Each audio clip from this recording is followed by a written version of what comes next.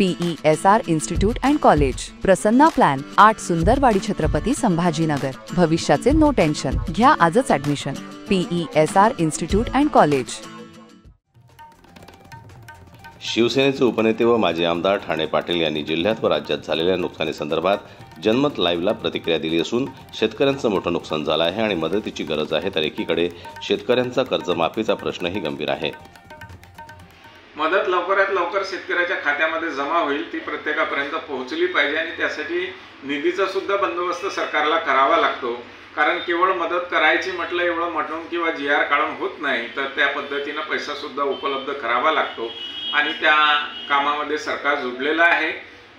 जवळपास आता सगळे रद्द झालेले मंडळ घेऊन परत आता मदत चांगल्या पद्धतीने शेतकऱ्याच्या खात्यामध्ये जास्तीत लवकरात लवकर पोहोचेल असं मला विश्वास आहे।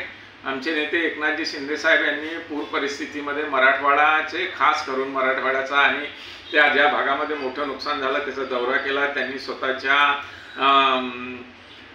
जवळून सुद्धा शेतकऱ्यांना मोठ्या प्रमाणात मदत केलेली आहे आणि पूरग्रस्त काही शेतकऱ्यांच्या मुलींच्या लग्नाचं सुद्धा त्यांनी सांगितलेलं आहे की जे संकटग्रस्त शेतकरी आहे त्यांच्या मुलीच्या लग्नामध्ये सुद्धा आम्ही मदत करणार आहे।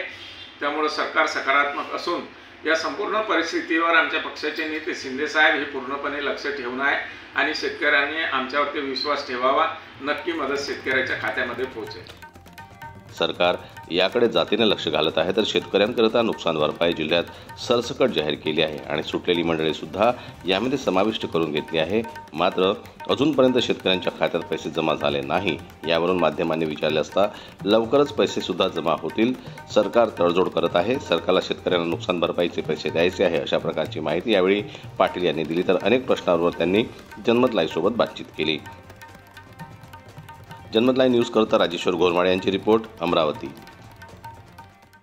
मराठी बातम्यांसाठी जनमत लाईव्हला लाईक करा, सबस्क्राईब करा आणि बेल आयकॉनला दाबायला विसरू नका।